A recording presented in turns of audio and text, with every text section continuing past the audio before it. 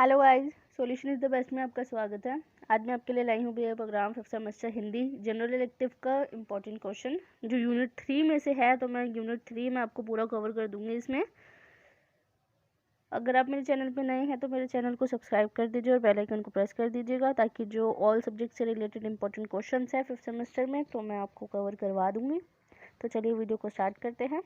इसमें टॉपिक है सृजनात्मकता। 3rd यूनिट में इसमें पूरा कवर करवा दूँगी कि सृजनात्मकता क्या है, इसके प्रकार क्या है, उसका स्वरूप क्या है और अनुवाद में आने वाली समस्याएं इसमें क्या है, ये सब मैं इसमें कवर कर दूंगी पूरा यूनिट इसमें।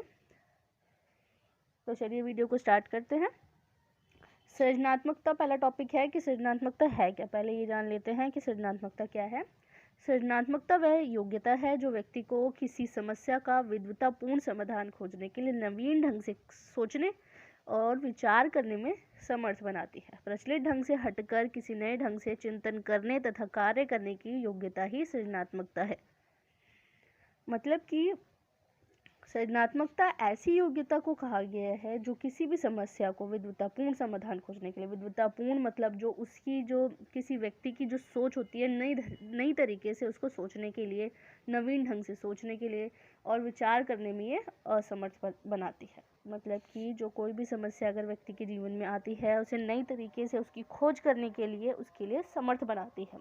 मतलब कि एबल मतलब समर्थ मतलब एबल हो उस चीज़ के लिए, एलिजिबल हो किसी चीज़ के लिए, और प्रचलित ढंग से हटकर किसी नए ढंग से चिंतन करने के लिए। मतलब कि प्रचलित ढंग क्या होता है कि हर जो चीज़ प्रचलित हो, कोई फेमस हो, वो चीज़ ऑलरेडी वो चीज़ उपयोग करी जा रही है उस चीज़ की, उससे हटकर किसी नए ढंग से चिंतन करने को बोलते हैं। नए ढंग से चिंतन करना मतलब नई सोच व्यक्त करना और नई तरीके से उसको, जो नई नई चीज़ें हम जिंदगी में यूज़ करते हैं उसको करने की योग्यता ही सृजनात्मकता है। सृजनात्मकता का मतलब ही यही होता है कि नई तरीके से किसी चीज़ को सोचना या नई तरीके से कोई कार्य करना।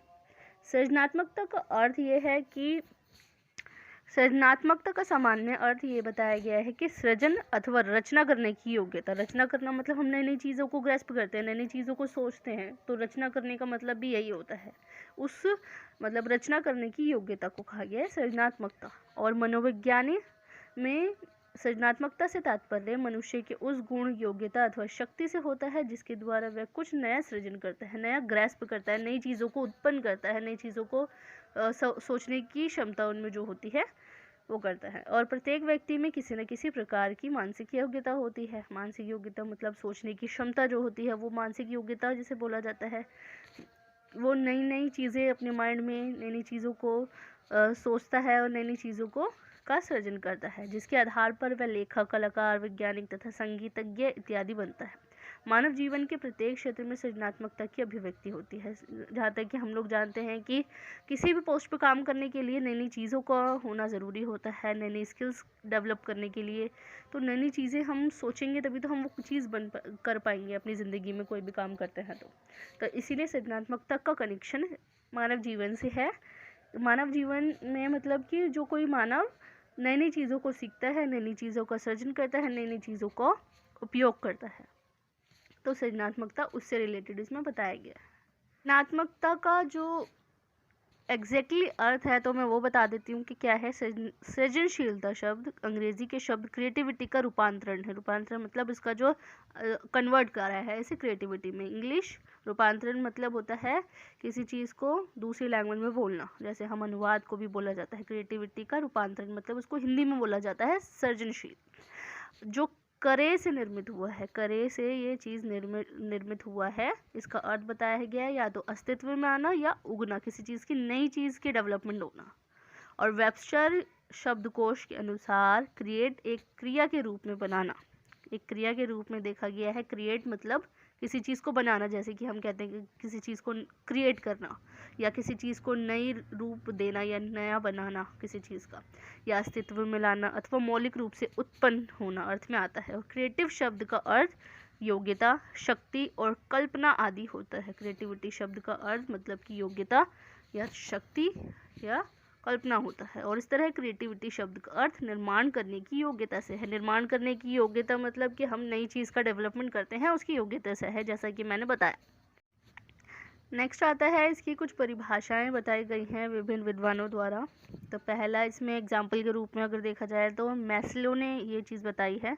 एक आधा एग्जाम्पल दे लेना परिभाषा के रूप में कि मैस्लो ने ये बोला है, सृजनात्मकता अंतर्दृष्टि की क्षणिक चमक के समान है। मतलब कि अंतर्दृष्टि मतलब देखने के समान है, उसकी चमक के समान बोला गया। कर life a flash of insight, हमारे अंदर जो हम नई नई चीज़ों को सोचते हैं उसी के बराबर इसको माना गया है। और बैरन के अनुसार ये कहा गया, पहले से विद्यमान पदार्थों अथवा तत्वों को मिलाकर नया योग बनाने की क्षमता ही सृजनशीलता है। मतलब कि पुरानी चीज़ें जो हैं या पुराने तत्व या पुराने पदार्थ जिसे बोलते हैं, पुरानी चीज़ों को मिलाकर ही कोई नई चीज़ उत्पन्न करना, उसे बोला गया है सृजनशीलता।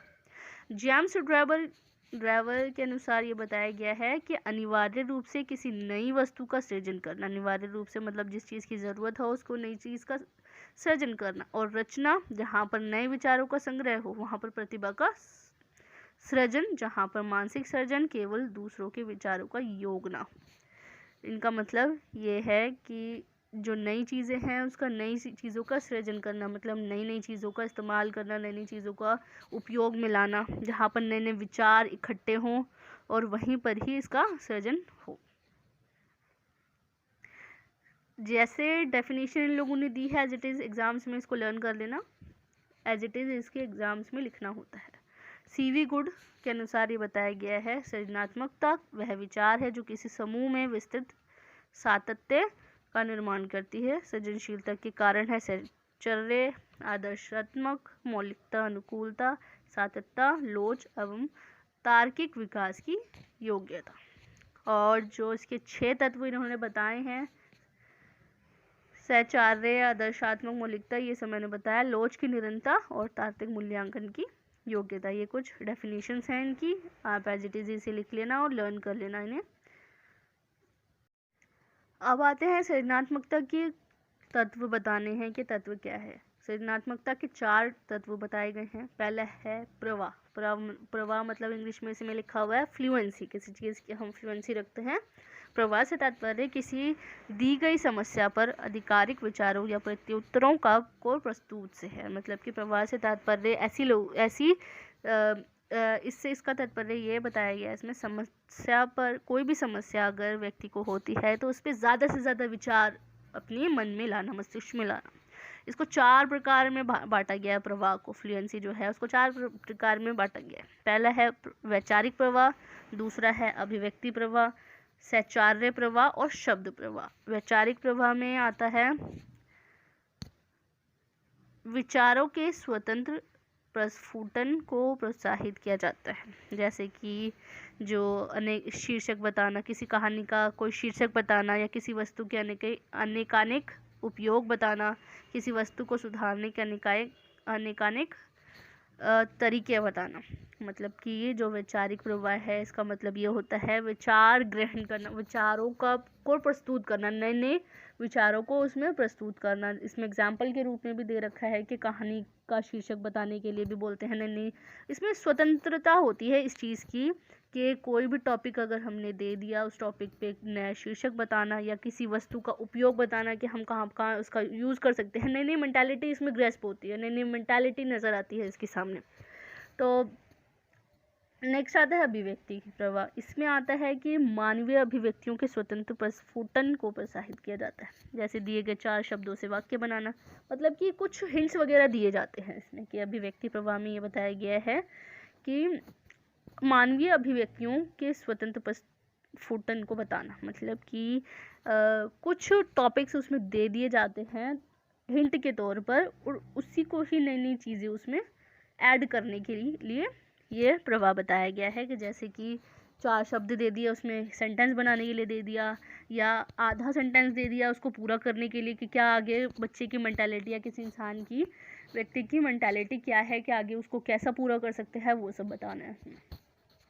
इसमें थर्ड है सौंदर्य प्रवाह से तात्पर्य दिए गए शब्दों या वस्तुओं में परस्पर सौंदर्य स्थापित करने से। जैसे कि दिए गए शब्द की आधिकारिक पर्यायवाची या विलोम शब्द लिखना।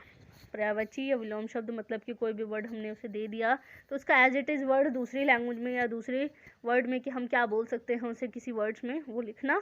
और शब्द प्रवाह का संबंध होता है शब्दों से मतलब कि प्रीफिक्स या सफिक्स, प्रत्यय या उपसर्ग वगैरह। किसी व्यक्ति के द्वारा किसी सृजनशील परीक्षण के किसी पद पर प्रवाह को प्राय उस पद पर दिए गए प्रत्युत्तरों की संख्या से व्यक्त किया जाता है। परीक्षण पर व्यक्ति के कुल प्रवाह प्रत्युत्तर को ज्ञात करने के लिए सभी पदों के प्रवाह अंकों का योग कर लिया जाता है। ये शब्द से डिपेंड करता है कि उसके उपसर्ग लगाए जाएं या प्रत्यय लगाया जाए। सफिक्स और प्रीफिक्स के बारे में बताया गया शब्द प्रवाह का संबंध इससे होता है ताकि इससे नई नई चीज़ों को बना सके। जैसे कि कोई भी वर्ड आ गया, अनु वर्ड दे दिया, जैसे कि उसके आगे हम क्या क्या यूज़ कर सकते हैं, अनु, उससे आगे हम शासन लगा सकते हैं उसे।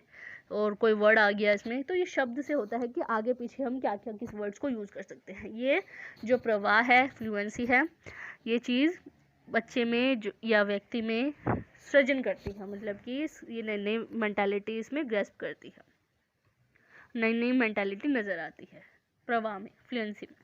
नेक्स्ट टॉपिक आता है विविधता, जिसमें आता है फ्लेक्सिबिलिटी। विविधता से अभिप्राय किसी समस्या पर दिए प्रत्युत्तर या विकल्प में विविधता के होने से होता है। मतलब कि कोई भी समस्या है उसका समाधान ढूंढ लिया, समाधान की भी वैरायटीज़ होती है। वैरायटीज़ मतलब विविधता होती है उसमें भी कि इसका आंसर क्या है नहीं है, वो बच्चों पर डिपेंड करता है कि क्या क्या मेंटालिटी उसमें वो बता सकते हैं, क्या क्या विचार व्यक्त कर सकते हैं। इसे ज्ञात होता है कि व्यक्ति के द्वारा प्रस्तुत किए गए विकल्प या उत्तर एक दूसरे से कितने भिन्न भिन्न है। ये पता लगता है कि कोई भी बच्चे को अगर कोई भी प्रॉब्लम दे दी जाए, कोई भी प्रॉब्लम का सॉल्यूशन अगर वो बच्चे निकालते हैं तो वो डिपेंड करता है कि किस बच्चे की कैसी प्रॉब्लम, किस सॉल्यूशन का सॉल्यूशन जो है वो किस प्रकार से है, उसकी भिन्न भिन्न भी होते हैं। विविधता को भी 3 पार्ट्स में डिवाइड किया गया है। स्फूर्त विविधता, आकृति अनुकूलन विविधता और शाब्दिक स्फूर्त विविधता।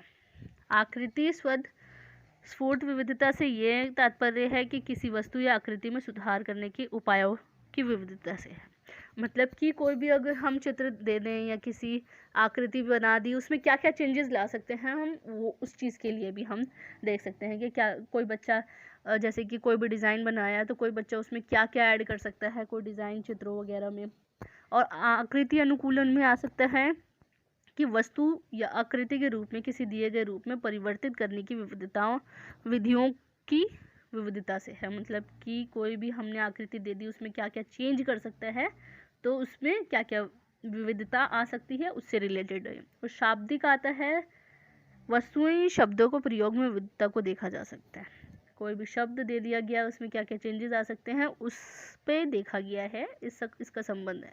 स्फूर्त विविधता मतलब शाब्दिक शब्दों से रिलेटेड है कि शब्दों का प्रयोग हम कहाँ कहाँ कैसे कैसे यूज़ कर सकते हैं, उसमें क्या क्या विविधताएं हैं, वो सब उसमें बच्चों में देखी जाती है। और सृजनात्मकता के परीक्षणों के किसी पद पर विविधता को प्राय उस पद पर व्यक्ति के द्वारा दिए गए प्रत्युत्तरों के प्रकार की संख्या से व्यक्त किया जाता है। प्रत्युत्तर मतलब कि दिए गए उत्तर, प्रत्युत्तर ना समझ में आए तो उसका डायरेक्टली उत्तर लिखना देना कि दिए गए उत्तरों के प्रकार की संख्या से व्यक्त किया जाता है। पहला पॉइंट। सेकंड पॉइंट ये आ गया, मौलिकता आती है, ओरिजिनलिटी। मौलिकता से अभिप्राय व्यक्ति के द्वारा प्रस्तुत किए गए विकल्प या उत्तरों का असामान्य अथवा अन्य व्यक्तियों के उत्तरों से भिन्न होने से है। मौलिकता का मतलब ये होता है कि कोई भी बच्चा कोई भी आंसर देता है उसका असामान्य और अन्य व्यक्ति के उत्तरों से भिन्न होने से। मतलब कि कोई भी अगर बच्चा उत्तर देता है तो वो बिल्कुल सब चीज़ से हटकर हो, सब चीज़ से बिल्कुल ओरिजिनल हो, उसका बिल्कुल सबसे यूनिक आंसर हो, तो उससे रिलेटेड ये मौलिकता है। इसमें देखा जाता है कि व्यक्ति द्वारा दिए गए विकल्प और उत्तर या प्रचलित विकल्पी या उत्तरा से कितने भिन्न हैं। मतलब कि पॉपुलर मतलब प्रचलित, मतलब कि जो वर्ड्स जो उत्तर दे दिए गए हैं, समस्या का जो समाधान ढूंढा गया है या प्रश्नों के जो उत्तर दिए गए हैं उससे किस प्रकार से वो कितना भिन्न है, वो चीज़ इसमें देखी जाती है। जो बच्चे का कितनी यूनिकनेस है उसमें वो देखी गई है। और दूसरे शब्दों में इसमें ये बताया गया है कि मौलिकता मुख्य रूप से नवीनता से संबंधित होता है। न्यूनेस, नवीनता मतलब नयापन, कि कोई चीज़ नया उत्पन्न हुआ है। इसीलिए ही सृजनात्मकता के तत्व बताए गए हैं, किस वे में बच्चों को देखा जाता है कि सृजनात्मकता का विकास किस प्रकार से होता है। जो व्यक्ति अन्यों से भिन्न विकल्प प्रस्तुत करता है वो मौलिक कहा जाता है। मतलब कि जो व्यक्ति जो होता है बाकी सब ने जिस प्रकार से विकल्प देखे, जो आंसर्स दिए गए हैं उससे कितना भिन्न है, उससे मौलिकता से कनेक्शन है इसका। और वस्तुओं के नए उपयोग बताना, कहानी, कविता या लेख के शीर्षक लिखना, परिवर्तनों के दूरगामी परिणाम बताना, नवीन प्रतीक खोजना आदि मौलिकता के कुछ उदाहरण हैं। एग्जाम्पल के रूप में ये बताया गया है इसमें, कोई भी कहानी हो, कविता हो, उसके नए नए यूनिक जो टाइटल्स वगैरह होते हैं वो ढूंढना, या कोई वस्तु है, कोई भी चीज़ है तो उसका उपयोग हम कहाँ यूज़ कर सकते हैं, बिल्कुल यूनिकनेस उसमें होती है, तो वो चीज़ इसमें बताना इसमें देखा गया। नेक्स्ट आता है विस्तारण, एलैबोरेशन। विस्तारण से तात्पर्य दिए गए विचार और भाव की विस्तृत व्याख्या। मतलब कि कोई भी हमने विचार व्यक्त किया, थोड़े से पॉइंट्स बताए तो उसको व्यापक तौर पे बताना। विस्तृत व्याख्या मतलब लंबा बताना, थोड़ा सा उसका पैराग्राफ वाइज बताना कि उसका आंसर नई नई चीज़ों में इसमें, ताकि उसमें नई नई चीज़ हम ऐड कर सकें। हम कोई भी पर्टिकुलर टॉपिक हमें दे दिया जाता है तो उससे रिलेटेड हम टॉपिक जैसे ऐड करते हैं तो वो उससे रिलेटेड है। एलैबोरेशन का मतलब किसी चीज़ को विस्तार से बताना, ब्रीफ में नहीं बल्कि विस्तार से बताना। ब्रीफ का मतलब होता है थोड़ा सा बताना, जैसे हम समरी लिखते हैं, किसी कोई भी पैराग्राफ दे दिया तो उसकी समरी लिखनी होती है, एक तो ये होता है। लेकिन थोड़ी सी समरी हमें दे रखी होती है, उसमें हमें ऐड करने होते हैं कुछ वर्ड्स, नए नए थॉट्स उसमें ऐड करने होते हैं, पॉइंट ऑफ व्यूज ऐड करने होते हैं, तो ये उसमें आता है। विस्तारण के भी दो भाव हैं, शाब्दिक विस्तारण, दूसरा आता है आकृति विस्तारण। शाब्दिक विस्तारण में ये होता है कि कोई भी हमें घटना मिल जाती, कोई भी घटना हो गई, क्रिया हो गई, कोई भी कार्य होता है तो उसमें विस्तृत करके प्रस्तुत करने के लिए कहा जाता है। मतलब कि कोई भी इंसिडेंट हमें बता दिया, शॉर्ट में हमें कोई इंसिडेंट बता दिया या कोई भी ऐसा काम बता दिया हमें कि ये चीज़ करना है, तो हम उसके पॉइंट ऑफ व्यूज़ लगा के हम उसे थोड़ा सा लंबा चौड़ा बताना होता है। जिसमें बोलते हैं, अगर एग्जाम्पल के रूप में देखा जाए तो हम बोलते हैं नहीं कि एक के चार लगा के जो बोलते हैं, देन इसमें भी एक यही होता है कि हम अपने पॉइंट ऑफ व्यूज़ इसमें ऐड करते हैं। दूसरा आता है आकृति वगैरह या चित्र वगैरह के थ्रू। इसमें यह आता है कि अधूरी हमें कोई चित्र दे दिया जाता है या आकृति दे दी जाती है, जिसमें हम अपनी नई नई जो हमारे चित्र होते हैं उसको पूरा करने के लिए बोला जाता है। तो इसमें अब आता है कि सृजनात्मकता का महत्व क्या है। तो सृजनात्मकता एक ऐसा विचार है जिसके माध्यम से बालक बालिकाओं में निहित मौलिक संभावनाओं को विकसित किया जाता है। मौलिक संभावनाएं मैंने बताई थी कि इसको विकसित करने के लिए मैंने पहले भी बताया इसे कि सृजनात्मकता इससे बोला जाता है जो बच्चों में मौलिक संभावनाओं को विकसित करते हैं, नई नई चीज़ों को उत्पन्न करने की उनमें मदद करता है। और बालकों में चिंतन व मौलिक अभिव्यक्ति की दृष्टि से सृजनात्मकता बहुत महत्वपूर्ण भूमिका निर्वाह करती है। मतलब कि बालकों में चिंतन करने के लिए और मौलिक अभिव्यक्ति की दृष्टि से भी सृजनात्मकता बहुत ज़्यादा इम्पोर्टेंट नज़र आती है। और सृजनात्मकता का शिक्षा के क्षेत्र में ही नहीं बल्कि सर्वत्र महत्व है, हर जगह इसका महत्व देखा गया है। शैक्षिक कार्यक्रमों को उपयोगी बनाने और लक्ष्य पूर्ति की दृष्टि से सृजनात्मकता का विशेष महत्व है। तो देख लेते हैं कुछ पॉइंट्स इसके कि क्या क्या महत्व है। एग्जाम्स में अगर पूछा जाए कि इसके बारे में, महत्व के बारे में बताइए और अनुवाद की क्या इंपॉर्टेंस है, तो मैं ये भी बताऊंगी आपको। सृजनात्मकता मौलिकता और नवीनता के अद्भुत गुणों के विकास के लिए महत्वपूर्ण है। जो मौलिकता है, नवीनता है, उसके अद्भुत गुणों के विकास के लिए भी ये ज़्यादा इम्पॉर्टेंट है। दूसरा है, इससे चिंतन की प्रबल इच्छा प्रखर और विकसित होती है। मतलब कि चिंतन की प्रबल इच्छा, चिंतन मतलब किसी चीज़ के बारे में सोचना, चिंतन करना, उसके बारे में पॉइंट ऑफ व्यूज निकालना, वो भी विकसित होती है। और फलतः जटिल से जटिल समस्या का हल जो है वो संभव हो पाता है। मतलब कि जटिल से जटिल मतलब मुश्किल से मुश्किल जो समस्या होती है उसका हल कर पाना भी आसान होता है, क्योंकि नए नए पॉइंट ऑफ व्यूज उसमें आते हैं। इसीलिए जो भी समस्या है उसको सुलझाने में मदद करता है। सृजनात्मकता में संवेदनशीलता और गंभीरता के लक्षण विद्यमान रहते हैं। गंभीरता मतलब और संवेदनशीलता, संवेदनशील भी रहते हैं बच्चे और गंभीरता से भी सोचते हैं। इस चीज़ के लिए बहुत ज़्यादा गहराई में जाके ये चीज़ सोचते हैं ताकि नई नई चीज़ों को हम ला सके, आगे सामने प्रस्तुत कर सके। इसलिए यह उत्तरदायित्व कार्य करने की क्षमता के विकास में सहायता होती है। जो उत्तर देने में उसकी जो क्षमता है उसमें भी विकास में ये सहायता करती है।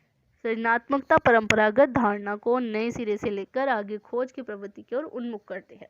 जो सृजनात्मकता है परंपरागत धारणा को, मतलब कि जो चली आ रही हो, जो मेंटेलिटी चली आ रही होती है, उसको नए सिरे से लेकर जाने की कोशिश में लगे रहते हैं। नई नई चीज़ों की खोज करते हैं, नई नई चीज़ों को की जो मेंटेलिटी है उसको ग्रैस्प करते हैं और उसको जो समाज है उसमें इसको अप्लाई करते हैं। और सृजनात्मकता ऐसे विचारों को विकसित कर स्थापित करती है जिसमें वास्तविकता और व्यवहारिकता की पर्याप्त मात्रा रहती है। मतलब कि जो सृजनात्मकता है वो ऐसे विचारों को भी व्यक्त करती है जिसमें रियलिटी होती है, वास्तविकता होती है, रियलिटी होती है जिसमें, और उसमें व्यवहारिकता की पर्याप्त मात्रा रहती है। मतलब कि अच्छे उनमें गुणों का विकास होता है और उनका जो व्यवहार है समाज में या अपनी लेवल के जो लोग होते हैं उनसे जो व्यवहार है, व्यवहारिकता की जो पर्याप्त मात्रा है उसमें विद्यमान रहती है। और सृजनात्मकता उत्तरदायित्व के साथ कार्य के प्रति निष्ठा, लगन, परिश्रम तथा कार्यपूर्णता में दृढ़ आस्था के प्रति सजग बनाने में महत्वपूर्ण भूमिका निर्वाह करती है। जो सृजनात्मकता है वो उत्तरदायित्व के साथ कार्य करने के प्रति, मतलब कि जो कार्य उनके साथ दूसरे बच्चे जो होते हैं या दूसरे व्यक्तियों के साथ कार्य करने के लिए, निष्ठा से कार्य करने के लिए, लगन से काम करने के लिए, और जो इनके प्रति जो आस्था होती है उनमें सजग बनाने के लिए भी ये महत्वपूर्ण भूमिका निभाते हैं। और सृजनात्मकता है तर्क, कल्पना, विचार शक्ति और संगठन करने की शक्ति के विकास में भी सहायक है। मतलब कि तर्क करने के लिए, मतलब किसी का साइड लेने के लिए, ये रहता है ना, हम जब डिबेट करते हैं तो उसमें भी पॉइंट ऑफ व्यूज निकल के आते हैं। डिबेट करने के लिए इसलिए बोला जाता है ताकि नई नई चीज़ों को हम जाने समझे, सामने वाले की क्या मेंटालिटी है, उसी के अकॉर्डिंग हम नई नई चीज़ों को लाने की कोशिश करते हैं। विचार शक्ति और संगठन करने की शक्ति में भी ये विकास करता है। नेक्स्ट आता है सृजनात्मकता जो है वो दूरदर्शिता और बुद्धिमत्ता को प्रखर करती है। बुद्धिमत्ता मतलब हमारी जो मेंटालिटी है, जो हमारा जो माइंड है उसको प्रखर करने में भी मदद करती है और दूर तक सोचने में भी हमारी मदद करती है। दूरदर्शिता मतलब कि हम दूर तक इस चीज़ को सोच सके कि क्या क्या हमारी जो पॉइंट ऑफ व्यूज़ है, हम दूर तक सोचकर नई नई चीज़ों को ग्रैस्प करें और नई नई चीज़ों को व्यक्त करें। और इससे भविष्य की सोचने, वर्तमान का भविष्य से संबंध स्थापित करने में भी सहायता प्राप्त करती है। मतलब कि भविष्य को सोचने के लिए और जो हमारा जो प्रेजेंट है उसको फ्यूचर से कनेक्ट करने के लिए भी ये मदद करती है, ताकि हम फ्यूचर में क्या क्या प्लानिंग कर सकें, तो उससे रिलेटेड ये मदद करती है इसमें। और सृजनात्मकता एकाग्रचित होकर अत्यंत शांत एवं धैर्यपूर्ण भाव से कार्य करने की प्रेरणा प्रदान करती है। जो सृजनात्मकता है वो धैर्यपूर्ण भाव से कार्य करने के लिए भी हेल्प करती है, मतलब उनको प्रेरणा देती है ताकि वो सही से कार्य करें, इसमें ज़्यादा उतावलापन ना हो और अच्छे से काम कर सके, इसीलिए ये इसमें मदद करती है। और यह स्वतंत्र निर्णय लेने की क्षमता का भी विकसित करती है, क्षमता का भी विकास करती है। मतलब कि स्वतंत्र निर्णय, ताकि बच्चा जो है या कोई व्यक्ति वो जो निर्णय है वो स्वतंत्र रूप से निर्णय ले, उसमें भी ये मदद करती है। और लास्ट पॉइंट है सृजनात्मकता के फलस्वरूप आत्मविश्वास की भावना भी बहुत ज़्यादा बढ़ाने में ये मदद करती है।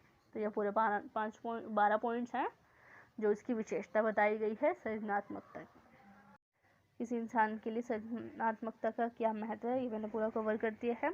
इसमें कुछ ऐसे, और यूनिट 3 जो है इसमें कुछ टॉपिक्स ऐसे हैं जिसमें आ जाता है वैज्ञानिक अनुवाद क्या है, और इसमें सृजनात्मकता में जो अनुवाद का क्या महत्व है या उसकी क्या क्या समस्याएं हैं, अनुवाद की इम्पोर्टेंस वगैरह, उसमें सब मैंने सेकेंड यूनिट में कवर किया है अनुवाद के रिलेटेड। और जो टॉपिक है वैज्ञानिक अनुवाद वाला, तो वो ढूंढने में बहुत ज़्यादा परेशानी आ रही है, इसलिए मैंने वो वीडियो में कवर नहीं किया है। अगर कोशिश करूँगी उस वीडियो में इसको नेक्स्ट वीडियो में कवर करने की, कुछ इंपॉर्टेंट टॉपिक्स जो रह जाएंगे तो मैं उसको नेक्स्ट वीडियो में कोशिश करूँगी। इसमें 2 टॉपिक्स हैं, पहला है अनुवाद, वैज्ञानिक अनुवाद के बारे में और उसकी क्या क्या समस्याएं हैं उसके बारे में, और दूसरा टॉपिक इसमें वैज्ञानिक तौर पर क्या क्या इसका अनुवाद की क्या क्या इम्पोर्टेंस है वो बताना है। तो मैं इसको कोशिश करूँगी नेक्स्ट वीडियो में इसको कवर करने की। And thanks for watching my video.